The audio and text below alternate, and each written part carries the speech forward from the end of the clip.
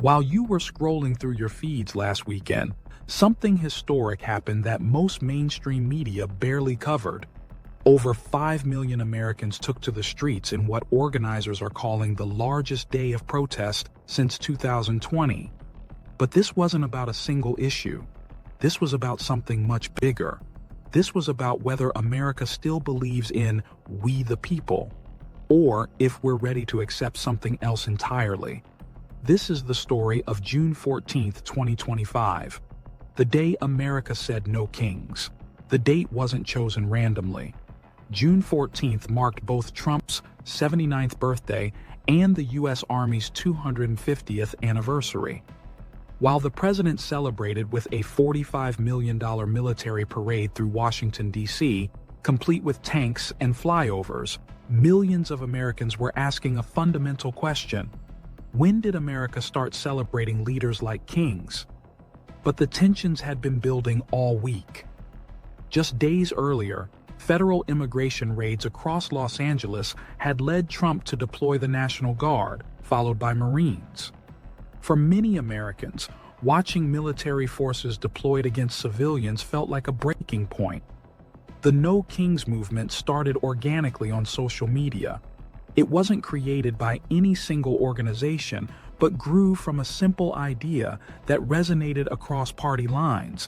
America doesn't have royalty. We have public servants. Within weeks, the hashtag #NoKings was trending globally. But what turned a social media movement into the largest protest in 5 years? That's where things get really interesting.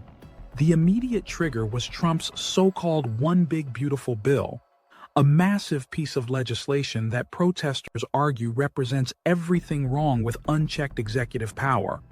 But it was the combination of policy and optics that really ignited public anger. Here's what's actually in this bill. $150 billion in new military spending, a 10-year moratorium blocking states from regulating artificial intelligence, $175 billion for immigration enforcement, including detention centers for 100,000 people, and provisions that critics say undermine democratic oversight. But for protesters, it wasn't just about policy. It was about the militarization of civilian life. From National Guard troops patrolling Los Angeles to Marines being deployed for immigration enforcement to a military parade celebrating one man's birthday, many Americans saw a pattern they didn't like. The signs at protests captured the mood perfectly. One that went viral read, "We fought a dictator in 1945. We will fight whatever the hell this is in 2025. This wasn't just policy disagreement. This was about the very nature of American democracy. What happened next was unprecedented in its scope. Protests erupted in over 2,100 cities and towns across all 50 states. We're talking about everywhere from major metropolitan areas to small rural communities. In New York City, Times Square was packed. Los Angeles saw some of the most intense confrontations between protesters and police. Washington, D.C. protesters literally surrounded the military parade route. But this wasn't just an American phenomenon. Solidarity demonstrations occurred in London, Berlin, and other major international cities. The message was clear. The world was watching America's democratic institutions. What made these protests unique was their diversity. This wasn't your typical left-wing demonstration. You had progressives, yes, but also libertarians, traditional conservatives, and political independents, all united by a single concern: the concentration of power in the executive branch. Here's where the story gets really troubling. Despite over 5 million participants, making it potentially the largest single day of protest in American history, major news networks gave it minimal coverage.